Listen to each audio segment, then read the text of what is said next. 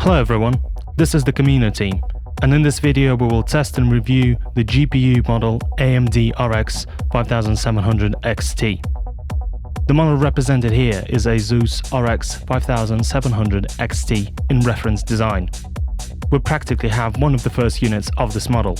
The reference design of this GPU is performed by AMD, which means that the board design was put together by AMD itself.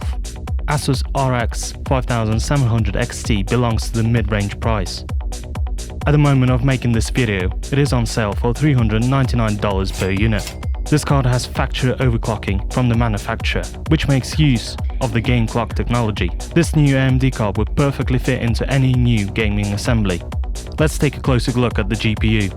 You can see that this card has an impressively big cooling system, made in the form of a turbine, a radiator and a metal case with a rigid backplate that prevents the board from getting deformed and damaged, but plays no role in cooling the GPU.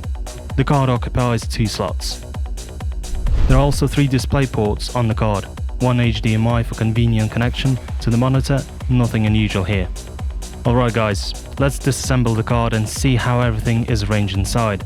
We unscrew and remove the radiator from the cooling system. We see a huge radiator that contacts the GPU, as well as the memory plate that covers the memory and VRM, GPU, PLL and memory power phases. Let's take a look at the GPU in more detail. After removing the cooling system, we can see the following.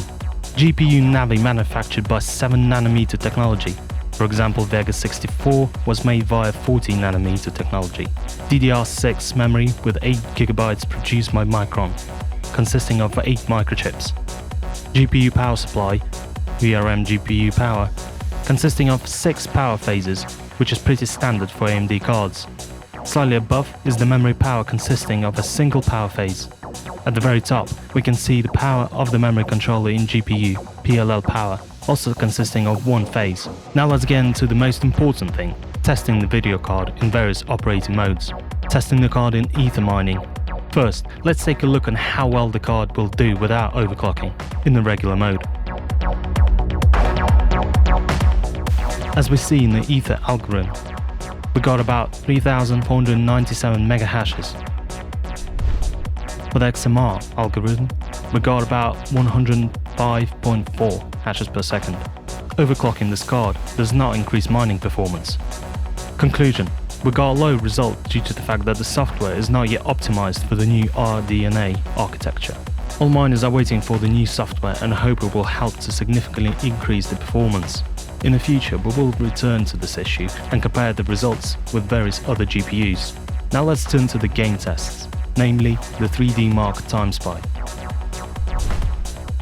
As you can see, GPU works at a frequency of 1965 MHz. As the result, we got 3,944 points in the overall standing and 3,855 points only for the GPU. The new RTX 2060 Super GPU has shown the overall results of 4,229, GPU 4,399 in the same 3D Mark test. That is comparable to the results we're obtaining with AMD RX5700 XT. According to the tests, it is slightly faster. Let's see what results we get while playing games. Card power consumption during the tests is about 250 watts. The Metro Exodus benchmark was used as a load.